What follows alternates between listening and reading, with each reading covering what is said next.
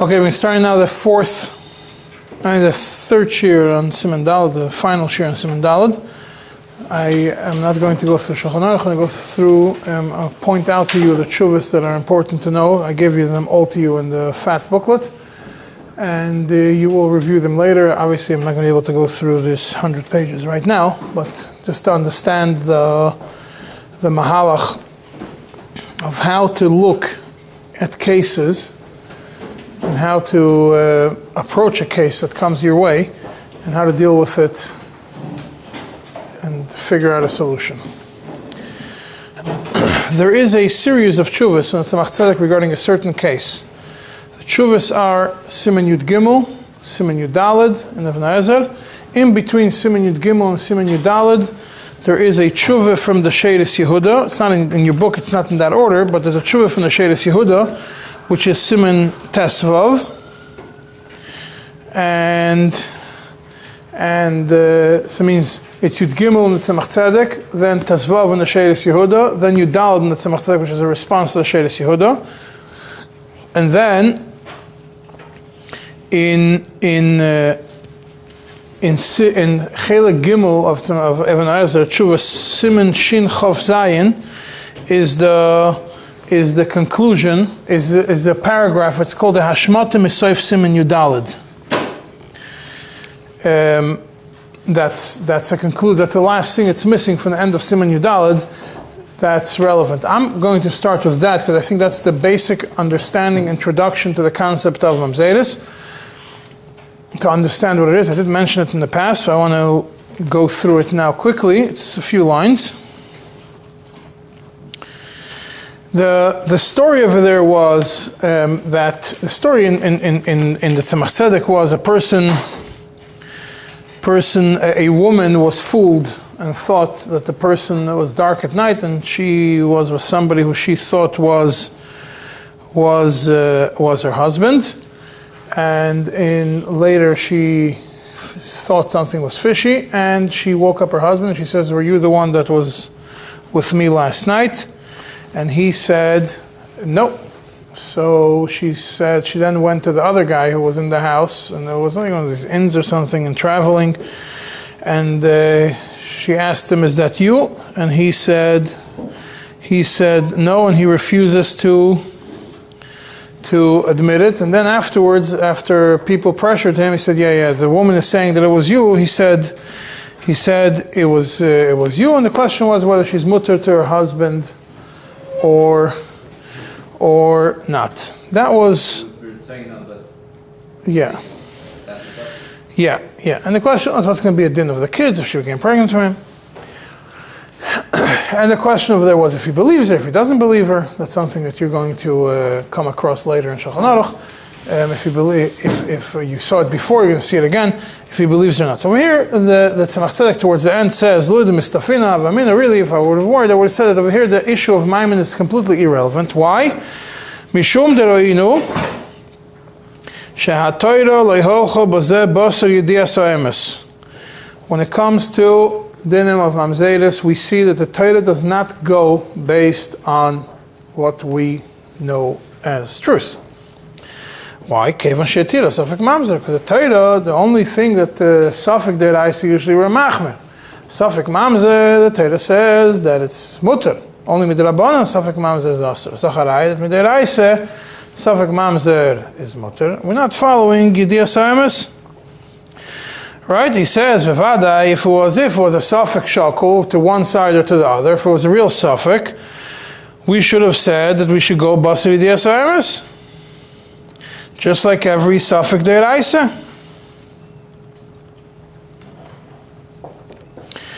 He says, no, still no. When it comes to mamzeres, afilu hachi gabi mamzer be'inun vadei gamur. That's what he brings from the Pnei Yeshua. So therefore, he says, even if the husband believes the wife that she was with somebody else, we still don't go basar Yedias ha'emes, and therefore she's not asr to him. And then he puts in parentheses, "Vatam al pi hasoid." What's the reason, according to Kabbalah, why in mamzeres we don't go after Yedias ha'emes, where safek mamzer is mutter? He says, Shamaiti mimoiri v'Rabbi Adonis kein nishmasi eden. I heard from the Alter Rebbe. Behind the suffix mamzer shari. Why? Mishum the kol sheyesh lanu suffix bozeh. Once there's a suffix in a person, if it's a mamzer or not, shuv eina chitzonim yonkim min neshama zu afilu im be'emes hu mamzer. If it's really a mamzer, there's no more in the unique as a chitzonim, and therefore. And therefore, okay, gavnu suffix the baheres kodma lefim mashakos v'kashbaruch tahir. Yeah, that is the we'll call it the introduction to the Mamzeros. To understand, when you look at the case, it's not how do you approach when you have a case that comes your way. You approach it by making as many sfeikas as possible. And once you have enough sveikas, called снифим, there's no one way to be matir, to say that the mamzer is kosher. You have different sveikas, and you have to just make sure they line up. That means, and there's what we call primary sveikas and secondary sveikas. Some of them that are good, that you always have to have a primary one, and you add as many other sveikas as possible. You can't rely on a secondary suffix, on a das yachid, on a certain topic, to just be matir and mamzer based on one swara. Even though there are some poskim today which go with that route, but there was books written against those poskim that go in that kav also. So I'm not gonna tell you to take that kav. The classical cases that come up in mamzeros today is not in the olden days. What it was is that the husband disappeared and he didn't know where he was. Those kinds of things. The classical cases that come up today is when the person gets married, gets divorced civilly, or runs away from her husband, and years later she falls in love with somebody else, or he convinces her, and they have a kid, and then 20 years later when the kid wants to get married, you do biru yuchsin, and you discover that the mother never had a get, proper get, and you have an issue. What are you going to do with it? So, the first point that's going to be, that's usually discussed is, we'll call it the first point that always comes across in mamzeros. This is a case that I deal with cases on a regular basis. An example, the first case that I dealt with, was 10 years, almost 10 years ago. They got married, chuppah v'kiddushin, proper chuppah v'kiddushin, in a certain place in Europe. Then had a few kids.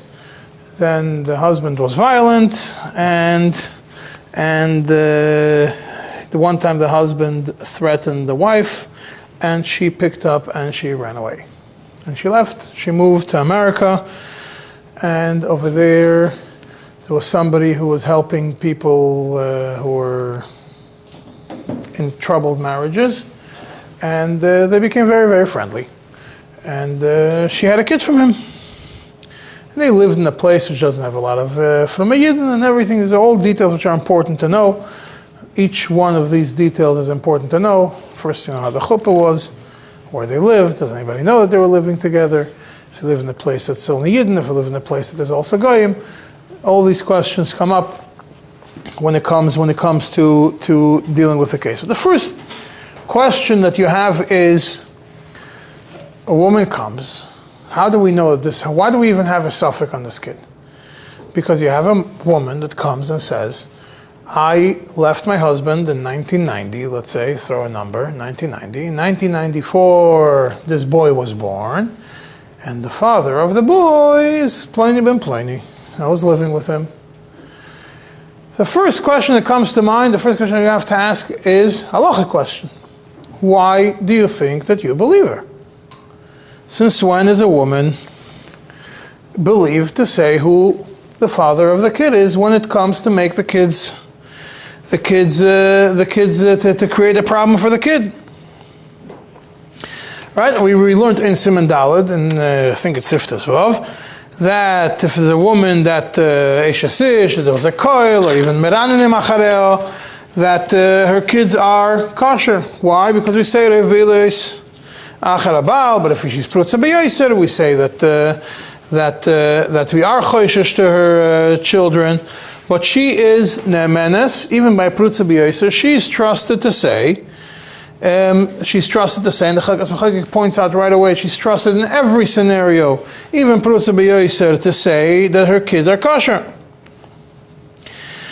Right? And the Bishmuel over there also says, even by prutza b'yosef, we still say reiv b'ilois achar habal. We always are toile in reiv b'ilois achar habal. So therefore, when a woman comes, and so what's her ne'emanus? Her ne'emanus is only to say that the kid is kosher. In Sifchov Tes, when the Shulchan Aruch discusses she said, when a woman comes, she says that this kid is not from my husband. She's not trusted. And doesn't say the reason because of Reiv b'ilois or anything. She says she's not trusted. That means that a mother is trusted only to make the kid kosher, not to make the kid possible. She has absolutely no ne'emanus to say that the kid is possible. Why? Because first of all, because we say reiv b'ilois achar habal, that's why we do trust her when she says it's from the husband. And Bechal doesn't have ne'emanus for a different reason. Why is that? That's in Sif Lametes. When a woman, a Pnuya, says that she was nivel to a mamzer, we don't believe her. Why? Because the din of yakir only goes to the father, not to the mother. So who has ne'emanus to say that the kid is a mamzer? Only the father. Now, back to this truvah tzemach tzedek that I mentioned to you. Now, in general, in every case that you're going to deal with, there's the easy way and there's a hard way. You're going to have to write a Mesuda Dikachuvah with explaining why you're doing it, and get other Rabbanim to mitzvah with you. You never do such a psak without having other Rabbanim join you and agree with you on your mahalach.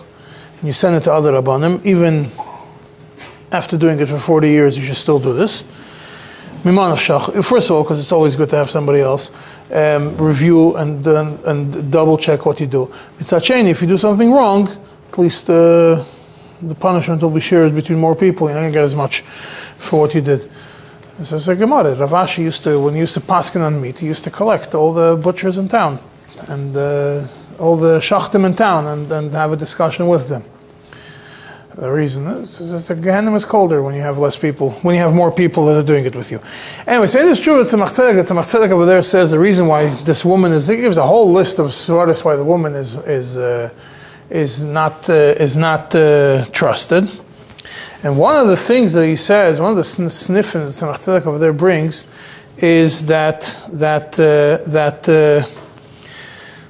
there's only she says that it's from the boil, from the other guy, and the other guy also says that he was with her. So the Tzemach Tzedek says, neither of them have any ne'emanus to make the baby puzzle. Now, what I was telling you before about the easy way and the hard way. So the easy way is you have a case, you go through all other people's tshuvas, and you see what they wrote, and you get the ideas from there. Sometimes you can copy them out of Malcolm with mistakes, and because it all goes back to the first person who made the mistake in quoting it, and then everybody else quotes it the same mistakes. Or you can actually learn it inside. One of the miles learning inside is you're going to deal with it every time you see Lubavitcher. You have to deal with Tshuvas Tzemach Tzedek and Alter Rebbe. We have our primary sources. We don't just go with the regular 10 sources everyone's going to do. You have those 10 sources, and you also have what you need is the Lubavitcher of to paskin, especially in Yesodis, when there could be the Chumrah or Lakula by the Lubavitchers. Anyway, so he says like this. So Tzemach Tzedek over there, when he explains why she's neither the wife nor the boil are trusted to do it. So he says like this. First of all, a woman there's not kosher leidus. Second of all, she's a karev. She's a karev to her kids. She's a karev spasal leidus. Now, if you're going to say that the boil has ne'emanus mitzad eida echad, why? Because we have a din that pagin on dibura. If someone says I did a certain aveda, we split it and we believe it. Let's say at least we still only have eida echad, we still don't have two eidim. So therefore, since every baby is becheskas kashrus until proven otherwise, this baby does not have a does not lose its chazakah, and we do not believe these two to say that this one came from the boil rather than from the Baal. So now, the Sheiris Yehuda, which he responded to Tzemach Tzedek, said that based on that, this only applies if the husband was with her after the boil was with her. Right? Lu Yitzur, we don't believe the boil was with her, but Lu Yitzur, the boil was with her. And we have to have a raya that the husband was not pirish from her right away. He was with her. Because if he wasn't with her at all, then the kid, l'chayra, the Sheiris Yehuda says, the kid's going to be mamzer vadai. Why? Because the only time we know this woman was with somebody, and this is from where the pregnancy came, l'chayra, there would be, the kid should be mamzer vadai. But even if we have a suffix, if the husband was with, we don't have vados, we don't have klal for sure that the husband was not there, then the vlad is not considered a mamzer. That's how the Sheiris Yehuda understood the Tzemach Tzedek, that if the husband is there, only if we know for if we have if the husband, we know for sure the husband was not there, then the kid becomes a mamzer father, but otherwise the kid is kosher completely, and the Sheiris Yehuda completely disagrees with it. And he says that we have over here a problem of raglayim l'davar. Yes, true, we might not believe him or her, but over here you also have raglayim l'davar. We have a reason, a strong raglayim l'davar to believe that this person this kid would be considered a mamzer, and especially when both of them are moida, even though it's not midin eidos, it still is raglayim l'davar that she's not lying. Why? Why is it raglayim l'davar that she's not lying according to Sheiris Yehuda? A simple understanding. When is a woman not trusted? We say, the reason the woman is not trusted to say she was with somebody is because we think maybe she's only doing it to be able to get a get out of her husband and go, and she found somebody else, she thinks the other person is better. So she wants to get a get, the easy way out. She says, I was with somebody, I'm a surah to you already. So then we don't believe her. Over here, because it was b'shaygig, and she did not know, she thought it was her husband. She's not also to her husband. If she's not also to her husband, she has no incentive of an nasa be'acher. If she has no incentive of an nasa be'acher, then it goes back to the raglayim l'davar. She's saying the truth. She has no incentive. She has no incentive to lie. So therefore, she becomes the armit of the boil and the woman to make the vlad aser. On that, Tzemach Tzedek responded in Siman Yudalid, that he says, no, when do you say that they're mitztarev? Because he brought a raya. That's the Sheiris Yehuda. He says that is only talking about to make her asur l'bal. But when it comes to pisul havlad, we don't believe her, and she does not make the vlad pasul. Why? Tzemach Tzedek says because we have exeres hakosov, that the woman is not trusted. She's not considered. She's a pasul lahoid, especially when she's made on herself. And the only reason that we believe her with the boil to make her aser on her husband is because of a side reason. That's a specific din over there. Because over there, when we have the boil and the woman both admitting, then we say, you know what, we don't. It's not eidos gemura, but it's enough to make her asura l'bayla. But Tzemach Tzedek says, when it comes to the vlad, you can't say that. We don't have this exception that we have by asura l'bayla to say the same thing applies also to make the vlad aser, especially since there are some poskim, we don't follow it la'alacha, that hold that even l'bayla she's not aser.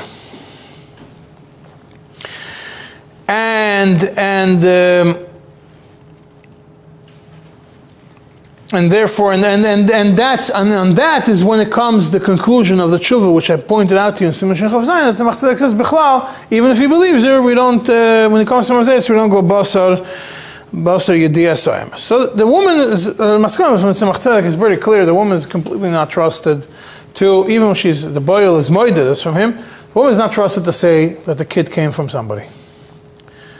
That from somebody else, there's no edom. There's no trust to the woman to say that the kid came from the boil. Even if you know that the kid could not be from the No, in that case, we know that the woman became pregnant that night, and we know that the only two people in the house were the boil and the baal. And if you would have for sure raya, that's if there will be for sure raya that his husband was not with her, clear, then the child will be man's father. That's how Sheres Yehuda says Tzemach Tzedek, and Sheres Yehuda argues even in that. When you read it Tzemach Tzedek, it's not dafka, it's like that. But she's not trusted. They say Tzemach Tzedek is she's not trusted, she cannot be trusted to make her kid puzzle in any way, shape, or form. That case, the Tzemach Tzedek would be like that. Yeah.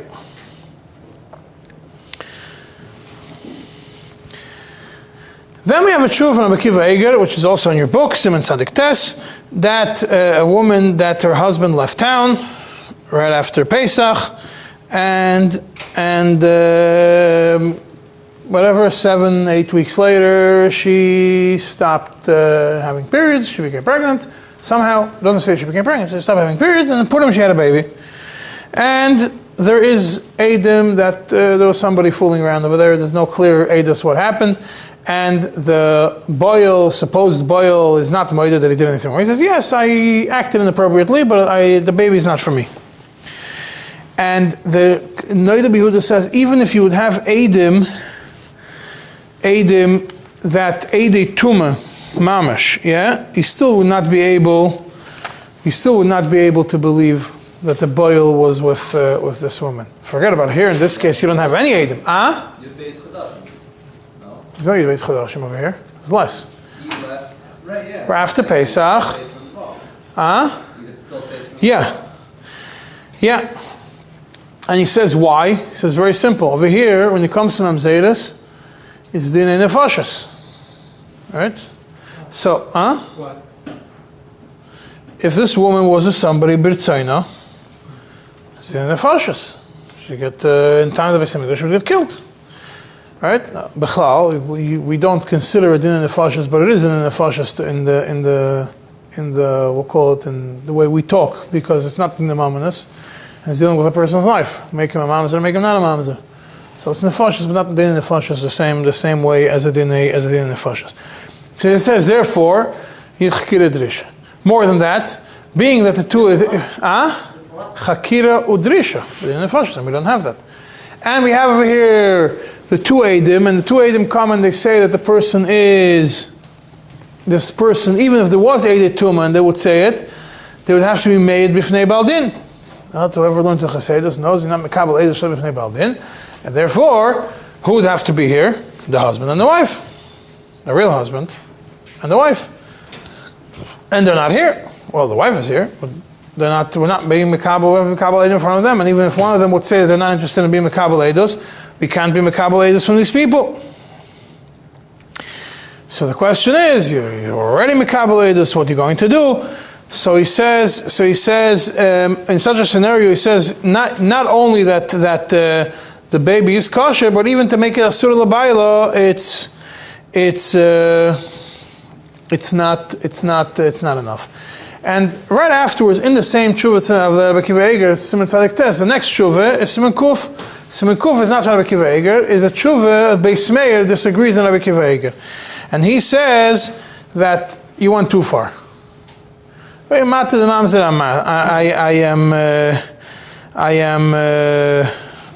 maskim with you. Why? Because you have a sfek. One suffix maybe is from the husband, one suffix maybe is from a guy. You're not living in a town that's all Yidden. If you're all Yidden, you have a problem. Tell you have Yidden and goyim. So you have two sfekas, suffix me sfek, suffix me bailo, suffix me goy.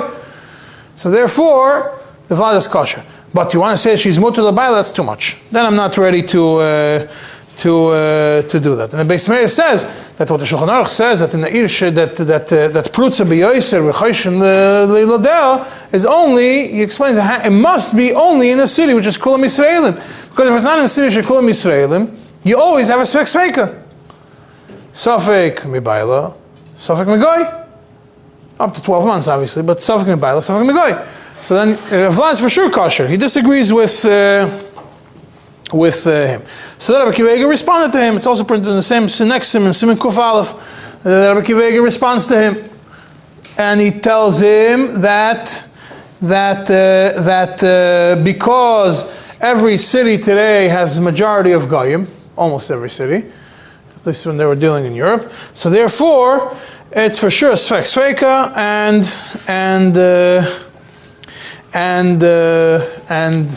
it's mutter.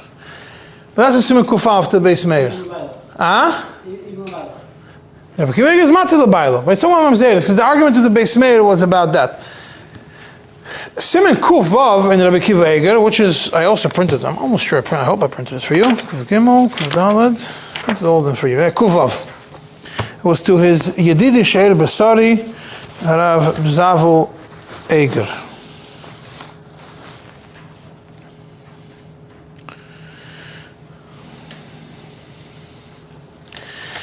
And over there he goes even further. He says, even in a city that's Roiv Yisraelim, but you have some goyim, still could be matir. Why? Because Roiv Prutzim are goyim. The Vlad. Why? Yes, maybe the Roiv, you don't have the suffix, so maybe you don't have a suffix, you have suffix Mebaila, suffix Menachri, but there's no Roiv Nachrim in the city. So no, Roiv Prutzim are Nachrim. So Roiv Prutzim are Nachrim. So who's going to be with this one? And if anything, suffix, they still have the same suffix of Menachri. And he says that the husband could come and say, being that the husband has a din yakir, Vekivega says, being the husband has a din yakir, the husband could come and say, this kid is a mamzer. Yeah, and only when, if the husband knows that she was with a yid, then he could say, that's when he has the yakir kicks in, because the yakir that Shulchan Aruch is talking about, it's usually when if he's going to say this kid is a mamzer, how is that possible? If we say that he's just going to say it's not for me, that's not saying that the kid is a mamzer, because still have Reiv Nachrim or Reiv Prutzim that are Nachrim in the city. So it has to be, he says, it has to be the yakir has to be that the husband says that he knows that it came from a yid. You have Eidei Kiyur, you know that she was hanging around with a Jew. No, so just like she was mafkir herself to this one, she was mafkir to somebody else, to a goy, and we still have and Reiv Prutzim are goyim, so we still have the same svara that it's mutter to that the vlad is kosher. That's Rabbi Kiva Eger. Rabbi Kiva Eger moved to Chasam Sofer. Chasam Sofer discusses a scenario of a person that. Did I bring it? Actually, the Chasam Sofer looks like I forgot to print it for you.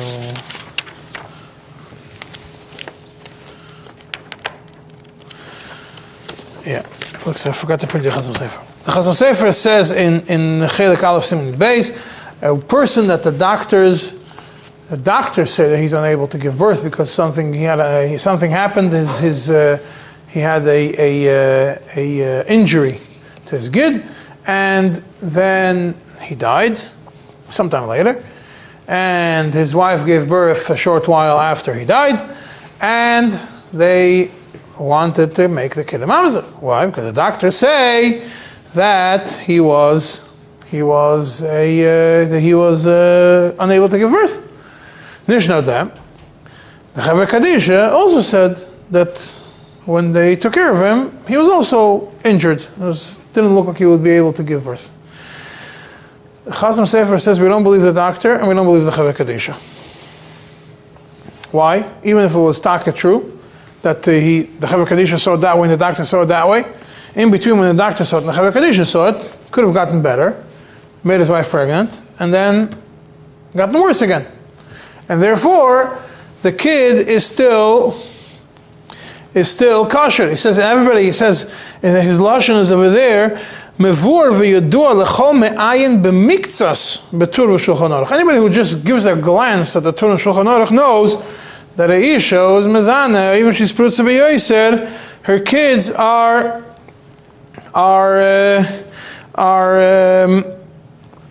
are kosher. And only if you have Eidei Bia with the Noyev, then you have a svara then you could say that the Eidei Bia of the Noyev plus the husband doctor saying that he can't give birth, then we lose the Rev Bia L'Sachar Abal. But if you don't have those two together, he says, anybody who's Me'ayin mixes with Shulchan Aruch will know right away that you can't make the kid pasul.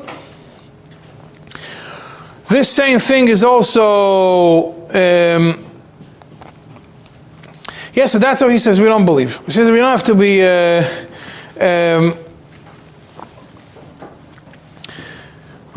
we still keep the kid kosher. So again, in all these cases we see the woman is not trusted to say that it came from the Noyev, either because we say Sveka, or even we say Rev Bia L'Sachar Abal, still Rev Bia L'Sachar Abal, so soon going to see what the definition of Rev Bia L'Sachar Abal is, but that's what it is. And then you have the two which I did print this for you, the Tzela Kesef and the Divrei Shmuel, one after another. We're going to get to the Divrei Shmuel back later, but we're going to get to the Tzela Kesef says about somebody that they said that the doctor said he's a sadist, he's unable to give birth. His wife gave birth to that kid, and she says, yeah, it's from somebody else. And so he says, the Tzela Kesef first puts down a klal. The klal is, we say Rev Bia L'Sachar Abal, which makes every mamzer a safek mamzer. There's no such thing as a vadei mamzer, because if the husband is alive, we say Rev Bia L'Sachar Abal. There's no other way, no other way around it. Elamai. So over here you have a problem, huh? So here you have a problem that you have because you don't have the Rev Bia L'Sachar Abal. The doctor says the person's a sadist, right? So if the person is a sadist, so we have the Rev Bia L'Sachar Abal could become a problem. So it's not. It's still fine. Over here we're going to use the other suffix, the suffix Megoy. Maybe she was a saber from Megoy. Now, once you have a suffix Megoy, being that we already established that after Rev Bia L'Sachar Abal it goes out from a suffix Deraisa to a suffix Derabanan. Now, suffix Derabanan, one suffix is enough. The suffix Megoy is enough to be matir this makes every mamzer a suffix mamzer. Suffix mamzer is midiraisa is mutter, midirabanan is asur. So the whole din of suffix mamzer is only midirabanan. If it's suffix, we don't know for sure. It puts this Rev Bia L'Sachar Abal becomes a suffix. We can't use that Rev anymore. We can't use the Rev Bia L'Sachar Abal as a clear Rev to make it suffix Mibayla. So it's a deraisa now. It's not a deraisa. If there's no Rev Bia L'Sachar Abal, there's nothing. No, if it's Rev Bia L'Sachar Abal, it's for sure it's kosher l'chatchila. If there is, now it's a suffix. It's a suffix. Mamzer it's only Derabanan. Suffix Derabanan, one suffix is enough. For Derabanan we go l'kula. It's Derabanan, one suffix is enough, and the one suffix is Shema Migoy. And based on that he says that if the city has a roiv of goyim, the kid is always kosher. The only thing he says is don't jump to conclusions on doing this. In every story you have to do the proper research very clearly, and don't just say, oh, every case that comes your way, you'll say, let's count how many goyim are in town and make the kid ois mamzer. This is the Tzeil HaKesef. You have it right after the Bekiva Eger in your booklet. Then you have the Dvar Shmuel, who was his Divrei Shmuel. Dvar Shmuel was a student. Divrei Shmuel. Over there, it's about a woman that her husband left town, and she was about to give. She was pregnant. She became pregnant. She was about to give birth, and she was very sick at birth. And she was telling the doctor that the reason I'm like about to die is because I really have to say who the father of the kid is. It's not my husband. So who is it? He says it's this guy, Pliny ben Pliny, a Jewish name. That's the father of the kid. And now they come in front of it of the shayla about the kid, the mother died, the shayla about the kid, if the kid's a mamzer or not, and there is somebody who was made that they heard that from the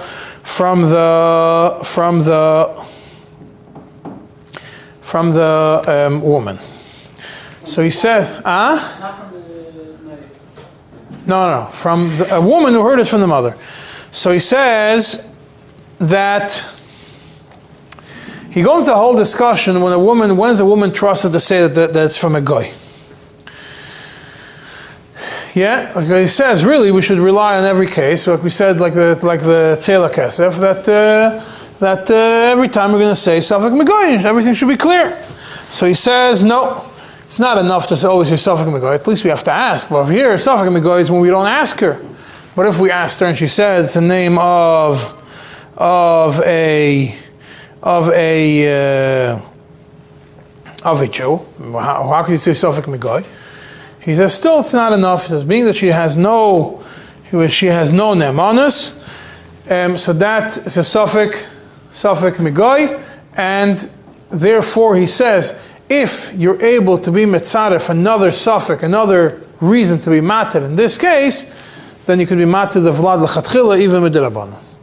So here is the first place where we see a suffix megoy is a good suffix, but it has to come together with another suffix, as opposed to the previous to the tzela kesef, where he took the approach that one suffix is enough. The Divrei Shmuel says that the suffix migoy, when you don't have the shema mibayla, because in that case the husband was gone and couldn't be mibayla, then you always have to have a second suffix. Is it? Huh? But in both cases, it's only If you have a second suffix, then it's good. In all the other cases, you have it. Now, in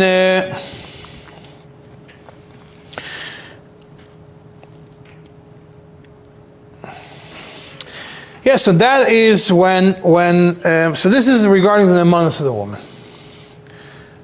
All right, now comes to, we say that, so that we have a suffix mibaylo, suffix minachli. We'll call it the first way to deal with these cases. Suffix mibaylo, suffix minachli. Sometimes you don't have the suffix mibaylo. Over here we have a problem. Why? Because in the case I just mentioned to you before, the husband was in Europe and the wife ran away to a different country, to America. So we look at a place where they lived. This is where we look at a place they lived. Let's look at a place they lived. The place they lived, there's no, that this, so to speak, this woman claims that she lived with the second man, and from that she had a Jewish man, and from she had the baby from him. They lived in a place which is not Fruma Yidden. So you have no edus that they were together b'chlal, and the majority of people are goyim, but that's the only suffix you have. You don't have a suffix mibayla. So you have only one suffix. So we mentioned before that according to the tzela kesef, when we have one suffix minachim is a good enough suffix, but other people disagree with it. All the other places we mentioned don't disagree with it, but they all mention a second suffix together with it. So we have to see, could we just rely on this suffix? So for that you have the Avnei Tzedek, which I also printed to you. And in your case, there's no bearer that they didn't have a day where they made up and ate food to America. The what? There's no reason to suspect either way that the husband came to America at some point and they could have been together. We could always consider this plain, so you could come. Bal Yidei Shem is very easy. It's 12 hours. You could technically do it. So would that be within suffix? Is that enough to call it a tziruf that you don't know now? No, it's not enough because it's a far-fetched suffix. We could do it. So who says that it's enough with one suffix, just a suffix of Nachrim? You have the Marit. The Marit I also printed to you right after the Divrei Shmuel. You have the Marit in your book. And the Marit is talking about a woman that her husband went to Medina Hayam, went far away, and he came back, they got into a fight, they got divorced, she gave birth sometime later, and there's a chashash on the kids if they are mamzerim, right? Because the husband was Medina Hayam. He came back and he got divorced. He wasn't with her. So pretty clear it's not from the husband. So the Marit over here says that it's with this, speaking that the city has roiv goyim, one roiv is enough. That's how the Marit takes this. Says, even though l'chatchila we would want trei rubi, two roivs, over here one roiv is enough. What does it mean, trei rubi? That we're going to soon see exactly the definition. How we're going to define trei rubi, we're going to see in a second. Right now we're just looking at the roiv of the people in the city are goyim. So that's one roiv. We're going to add a second roiv to it. Other people added a second. So l'chatchila, but the one roiv is enough. The Avnei Tzedek, which is right after the Marit, I put them to you in order. What I'm saying is, the Avnei Tzedek, he says that if a woman lived in a place which is mostly goyim, separated from her husband, moved to a place which is mostly goyim, and there's only like 2 Jews in town, and when she comes and she says, they ask her who the father of the kid is, she says the Jew, one of the Jews. Now, just in the Maimer HaMuzgar, a lot of times if people don't know, they think that it's better to say it's from a Jew. They think that it's embarrassing for them to say that it's from a goy. That's a lot of, you'll see these cases. So it's not, just because a woman says from a Jew, forget about the fact that the believer. If she doesn't know these halachas, she's going to think that it's take, that it's better to say it's from a Jew. She doesn't know how we look at the kid. She's embarrassed to say she was with a guy. Here you have a town, they ask her who the kid is, and she says the kid is from a Jew. So the Avnei Tzedek says, first of all, she's not believed. Now we know already, because Nemanis is only given to the father. So he says that being that the city is Reiv Goyim, it's enough. Only one Reiv. The Marit says, but Yevet one Reiv is enough. Avnei Tzedek says, even here one Reiv is enough. I think I also printed to you the Ein Yitzchak. The Ein Yitzchak also says the same idea that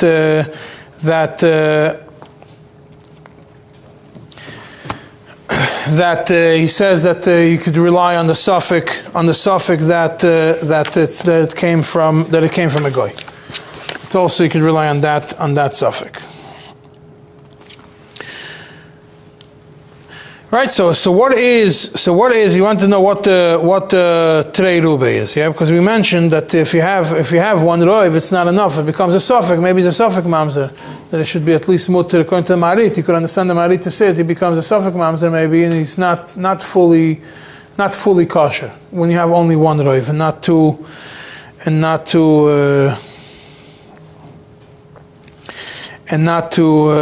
two rubis. So he says, if the majority of, so for that you have the Ein Yitzchak, the reason I brought you the Ein Yitzchak says we could make a trei rubi also, because what's the 2 roivs? We're going to say roiv people in the city, and roiv people traveling through the city, roiv siyos and roiv bnei ha'ir. So you have trei rubi. That means, even if we're going to say the majority of people that live in town are going. The majority of people that travel through the town are also going. So you have trei rubi, and you have the trei rubi, and even the Marit would say that it is mutter. That's what of the Ein Yitzchak. So we have the trei rubi, and I think it's Rav Ovadia Yosef used the svaras of trei rubi to be matter. But let's go back now to Reiv Be'ilos Achar Habal. No, cases that came from outside Israel. Let's go to the Reiv Be'ilos Achar Habal thing. We mentioned the Reiv Be'ilos Achar Habal, that we say Reiv Be'ilos Achar Habal. Question is, do we say Reiv Be'ilos Achar Habal when the husband is not in town? Right? How do you define what the Reiv Be'ilos is? We say the woman doesn't have nemanos. We say that if we're going to suffix, we have trei rubi, Reiv Be'ilos Achar Habal, and Reiv Nachrim, you have trei rubi. What if the wife is in one country and the husband is in another country? How could you say Reiv Be'ilos Achar Habal? So we have the Shitas HaFlo. Shitas HaFlo is very interesting. He writes it in 3 different places in his books. I printed all 3 for you. One is a book called Nesivos L'Shabbos, that's on Hilchos, on Siman Daled, And over here he explains that roiv be'ilas achar habal is not specific to this wife and this husband. It's a more general. It's not that roiv be'ilas of this woman is with this husband, is with her husband. Rather, roiv women in the world are with their husbands and not mezana. That's a roiv. So therefore, this roiv is a roiv which doesn't fade. The husband is out of town. Still, this roiv, the veltische roiv, that the majority of married women are with their husbands. That roiv still sticks, and therefore, even if it's far-fetched, we still say that maybe the husband came, flew in, traveled, whatever it is, and came betzina, and we don't know about it. That roiv is enough to keep it strong. The same thing he also writes in Panim Yafis on Parshas Achrei, where it discusses the arayas. Over there he also says the same thing, that roiv be'ilas achar habal doesn't mean the husband and the wife. He says roiv be'ilas achar habal would kick in even if it would be right after marriage. Let's say the husband and the wife are one time together. Yeah, and then we see she's prutza b'yaiser. We don't know the din. She was one time. He says nobody's going to come and say that the kid is a mamzer. Why? There's no roiv be'ilas achar habal, according to a simple explanation. The husband was only with her once or twice. Before then, she became pregnant. So still, because roiv and velt of the woman become pregnant from their roiv be'ilas and velt of a married woman is from her husband. So what does it mean? The majority of the roiv of the woman are not mezana. The roiv of the women are with their husbands, and therefore the roiv be'ilas achar habal will always remain in place, even if the husband is not in town. And we're going to say that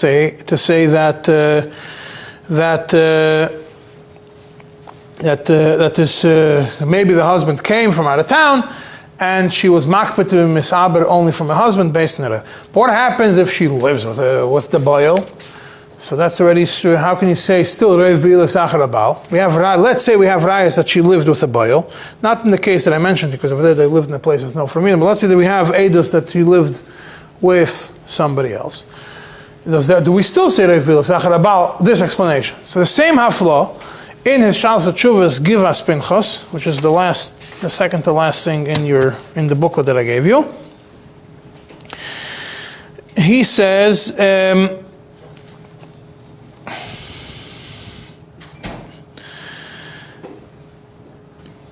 Over there, he is machmir, and it seems like he's machmir on such a scenario, and he says that we can't rely on the roiv. He says, but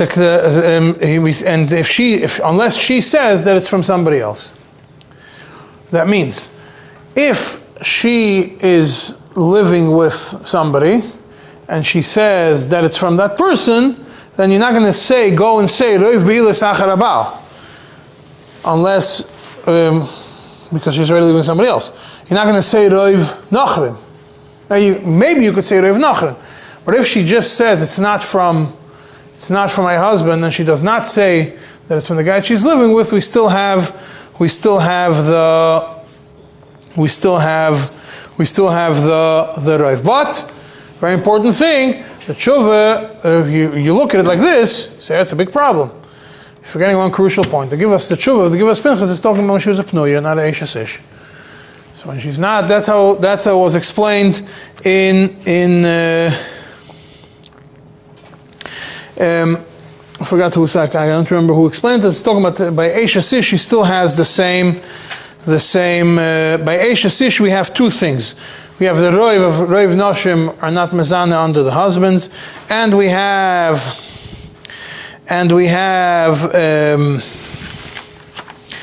and we're saying we have the roiv beilus achar habal and we have the roiv goyim, but that's only by a nesua. By a pnuya you don't have it. So that's why the Givas Pinchas in the Chuvas he was not matter in such a scenario. The Toya for Yisrael, what?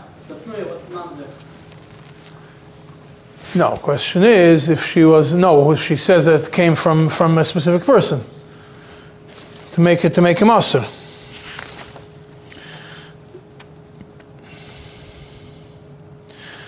Now, the question was, do we say that it came from someone that we want to be machshir the vlad, to say that it came from the person, she was a pnuya and she was living with somebody, to say that the vlad is kosher over there. Not to say the vlad is mamzer, mixed up. That's not to say the vlad is mamzer. Over there, it's to say the vlad is kosher. She was living with a Jew, she was a pnuya, and we believe her that she was with this person, because we don't say roiv goyim, and the kid is kosher the kahuna, kosher to whatever needs to be done. A Jew and a Jew living together. So that's another way of looking at the. It says not a stira, because in the Shas Chuvas is talking about making the vlad kosher, and never was also talking about making the vlad kosher. One said the Tefer Sereim takes it even a step further. He says the roiv be'ilos achar habal that we say is even if we have rayas that the roiv be'ilos of this woman is from this specific boil. You're living for 10 years. So we have a fakir roiv. We have roiv be'ilos achar haboil. So l'chayra should still be a problem. So the Tefer Sereim, which is the last one I brought to you, says no, even then it's not a problem. Why? Because roiv be'ilos achar habal means that roiv be'ilos that a woman, what the Afla is trying to tell you is that roiv be'ilos that a woman becomes pregnant from, she's careful that the kid should not be a mamzer. And she's going to roiv be'ilos that are going to come to create a kid are going to be be'ilos that are from her husband, so that way the kid would be considered kosher. So the woman is not going to be believed that it came from the other Jew in the place where you have all these roivs and you have goyim. Yeah, so that is usually what we deal with. There's other issues that obviously one of the main things that we deal with when it comes to mamzer is a suffix on kedushin, but I'm not going to discuss it now because we didn't learn Hilchos Kedushin yet. When we get to Hilchos Kedushin, we will discuss this specific suffix. That's a suffix we always try to make a suffix on the kedushin, or try to figure out a way to have another suffix on the original kedushin, so the baby is not considered a mamzer. Now I did mention to you the Dvar Shmuel, the Divrei Shmuel. The reason of the Divrei Shmuel, there's another point over here, which actually when I learned the Divrei Shmuel again recently preparing the shir, I just found something, which I had a case which was similar to it, and I don't know, I thought of this water, it came out, and I found out that he wrote it already, so it's fine. That was a story when a husband left town for years and disappeared, and he's no longer. There's no record of him for like 8 years. He used to come back and forth, went, traveled, came back, then disappeared. And 8 years later, she had a kid, and she says from a Jew. There is a halacha you're going to learn in Siman Yud Zayin, that there's a svara, a das yachid, that if a avad zichrei, if a person is completely avad zichrei, and there's edus that he fell into water, ma'im she'ein lam soif, which were not matir.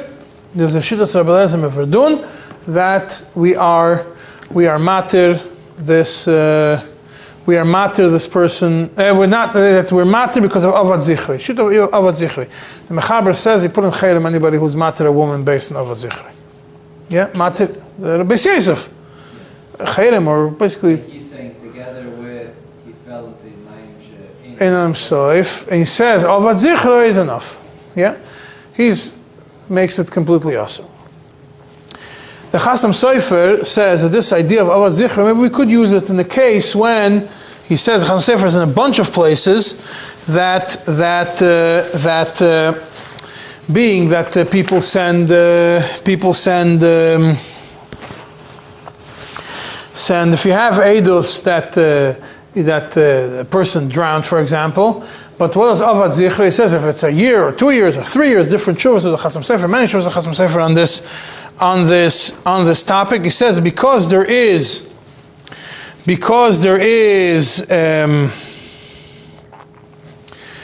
the times have changed and now there is a post office and everything else, unless these people were in a fight, if they were not in a fight when he left, it's clear he would have sent a message, he would have sent a letter, he would have sent something. The fact that he didn't send it is enough, is after 3 years, might be enough of a svara to be matir this woman to get married. He doesn't want to be machriya, he says after a few years that pass. The Divrei Shmuel uses this, he says that the svara of avad zichro applies for mamzeres, that taka you can't use it to be matir a woman l'shuk. That's what Beis Yosef was against. The Divrei Shmuel was before the Chasam Sofer. But to be matir a mamzer, that it is enough. The svara is good enough to be matir a mamzer. For avad zichro, he has a few other svaras, the same, like we mentioned, the Divrei Shmuel, the Rav Nachman, and all these things. But if you're talking about avad zichro, he completely disappeared off the face of the earth, and especially if you go together with the svaras of the Chasam Sofer, so he does bring the Chasam Sofer. He's after Chasam Sofer. He brings the Chasam Sofer. He says together the svaras of Chasam Sofer, we could use it as a additional snif to be matir mamzer in such scenarios. But one of the main sfeikas that we deal with is what's a suffix on the kiddushin themselves. And that is something which, like I said, we're going to discuss then. Suffix, if it was a proper kiddushin, if the Eidei kiddushin was, what record do we have if there was kiddushin? Maybe there was also a get. If she says she got a get, it's a whole separate topic, which we'll get to when we'll discuss Dinei kiddushin.